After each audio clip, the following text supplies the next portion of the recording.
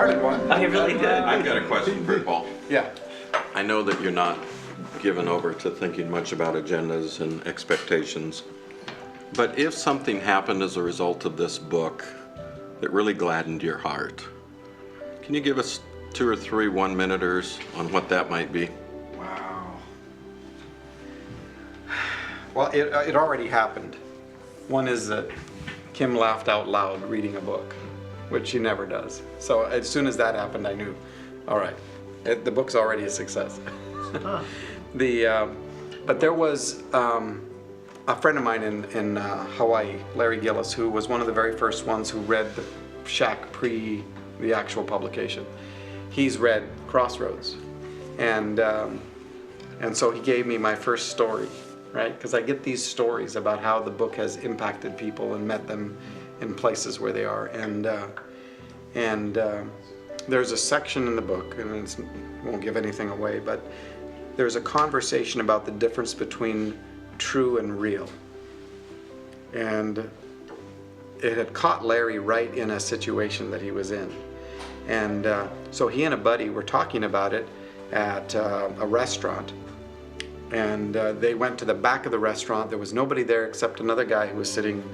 And so they started talking about this, and Larry started sharing about how this was intercepting his life. And when the guy he was with went to the restroom, this other guy who had been in that part of the restaurant came and said, I got to tell you that I came here to try to be alone, right? But I overheard everything you were saying, and this is the first time that a sense of any relationship with God makes any sense to me. And it was just an overhearing of a conversation related to Crossroads, right? So those stories and those kinds of things, they are, and I say this, and people have heard me say this a 1,000 times, and it is fresh for me every time I say it. It is like I get to be at the burning bush, right? I get to hang around burning bushes all day. And because people are holy ground. You know, we don't know how to relate to them that way because we're not even used to relating to ourselves in any sense that way.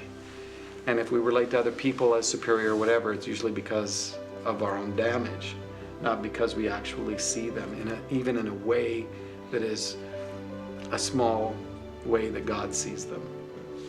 But Makes me feel more like you're a midwife, being there at the birth, Yeah. something in another. Yeah, and partly my own journey means that I know I can't heal anybody and I can't save anybody. You know, so I get to participate in being present as a midwife, as it were. You know, and that touches me. Yep.